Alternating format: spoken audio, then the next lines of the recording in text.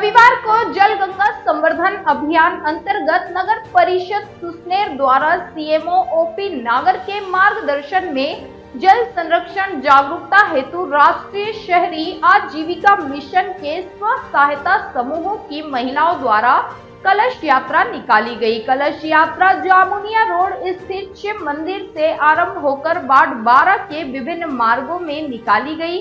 साथ ही महिलाओं ने अपने आसपास जल स्रोतों को स्वच्छ एवं सुरक्षित करने की शपथ ली। इस अवसर पर कार्यक्रम नोडल अधिकारी शहजादी खान, स्टोर शाखा प्रभारी अखलाक खान, सीओ जगदीश परमार, इंजीनियर अरविंद सिंह बघेल, अक्षय गुहाटिया, राम वाल्मीकि, रियाज खान सहित कर्मचारी उपस्थित रहे। आज आम्ही महाराष्ट्रातील मिरजच्या आसपासच्या आरग्या गावामध्ये आहोत आणि ही दोन अनाथ मुलं आहेत, त्यांचे आई वडील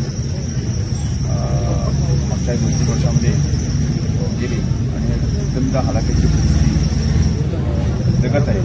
अशा कुटुंबाला भेट देण्यासाठी परिस्थिती समजून घेण्यासाठी आलो आणि आजच्या या पाहणीच्या समारंभाला मानखंडे सरांनी आमचे प्राचार्य काळे सर, टेकाळे सर, रेकर आणि बाकी सगळे आपल्याला मंडळी आणि या भागातले सरपंच आणि सगळे प्रमुख व्यक्ती बंधू आणि भगिनी नाहीत म्हणून बदलत आहोत।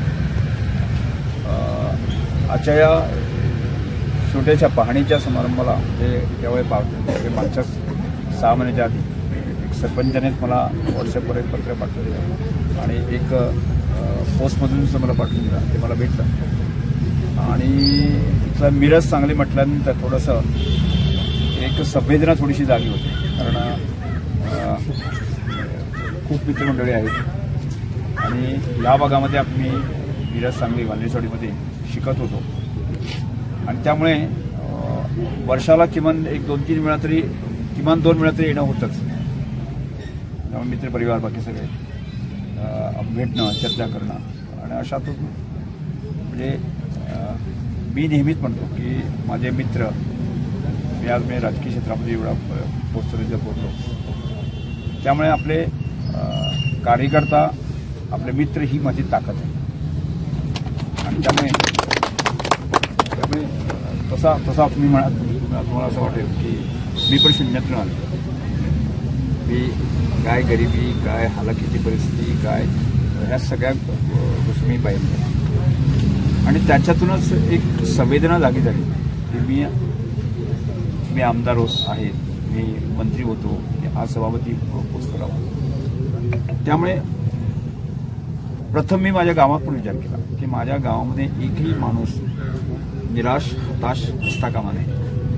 तिथून मी मतदारसंघाचा विचार केला, माझ्या मतदारसंघाचा एकही माणूस असं निराश, हताश असता कामा नये।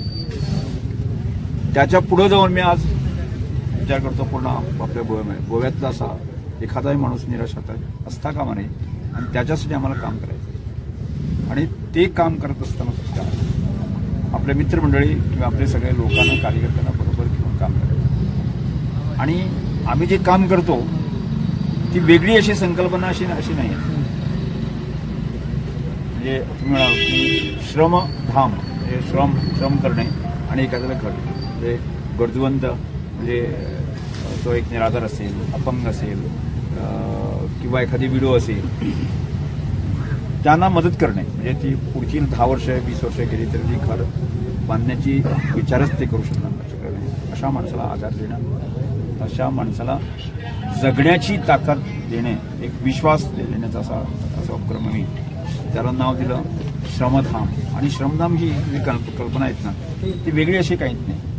म्हणजे जुन्या पद्धतीने आपण म्हणजे गावामध्ये माणुसकी होती, गावामध्ये गाव पण होतं आणि गावातल्या सगळ्या लोकांना जगवण्याची ताकद होती। म्हणजे आपण एकटाच जगत नव्हतो, सगळे गावातले लोक ही हा जो कन्सेप्ट आहे मी माझ्या आजोबातून बघितला, माझ्या वडिलातून बघितला, माझ्या गावातून बघितला। म्हणजे पोर्तुगीज काळामध्ये गेलास किंवा तुम्ही या भागामध्ये ब्रिटिश काळामध्ये गेला तर की सरकाराचा कुठलाही संबंध आपल्या गावातील लोकांशी संबंध की सरकारची कुठलीच योजना आम्हाला मिळत नाही, पण तरी सुद्धा आपण जगत होतो, एकमेकांना मदत करत होतो. म्हणजे एवढी श्रेष्ठ आपली म्हणजे मनुष्यपणाला जाग देणारे अशा प्रकारचं आमचं कर्तव्य. पैशाला महत्त्व नव्हतं, माणुसकीला महत्त्व होतं, असा तो कन्सेप्ट आहे. आणि हा कन्सेप्ट पुन्हा जिवंत करण्याचा प्रयत्न, म्हणजे तो पुनर्स्थापित करण्याचा, किमान एवढा पुनर्स्थापित झाला असेल तो जागवण्याचा प्रयत्न करावा, एवढ्यासाठी आम्ही श्रमदान ही संकल्पना. आणि त्याच्यातून आम्ही आरंभी असा निराधार लोकांचा घर शोधणे, त्या लोकांना घर बांधणे, अशा प्रकारचा कन्सेप्ट सुरू केला की मागच्याच वर्षी आपण सुरू केला. आणि मागच्या वर्षीच आम्ही एका लॉटमध्ये आम्ही जवळजवळ 20 घरं बांधून दिली. आणि 20 घरं म्हणजे साधी अशा नुसती घरं नाही, म्हणजे पूर्ण घराची व्हॅल्युएशन आपल्या गोव्याच्या मनाने बघितलं तर 15-16 लाख रुपये त्या घराचा होईल. ते अशा तऱ्हेचे सुंदर घर, ज्याला आम्ही कुठल्याच प्रकारचे पेंट आणि त्याचा सुद्धा कॉम्प्रोमाइज केलं नाही, अशा तऱ्हेचं सुंदर घर बांधून दिलं आम्ही देण्यात आली. आणि आता यावर्षी पण आपण चालू आहे, 100 घराचं टार्गेट आहे यावर्षीला.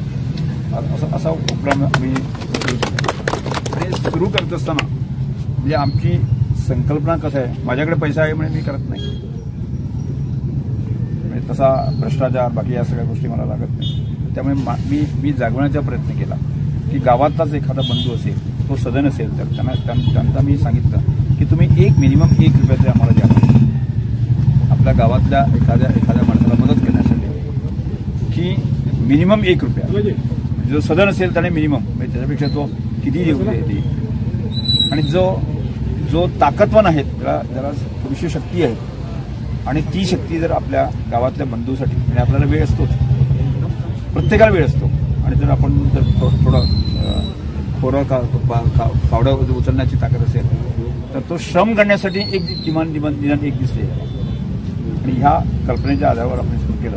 आणि त्याच्यातून आज जवळजवळ माझ्याकडे 1000 व्हॉलेंटियर्स या कामासाठी स्वतः केले. नाही सत्य 9 महिने वाढले. 9 महिने मी गोव्यात काम केले. म्हणजे 1000 स्वयंसेवक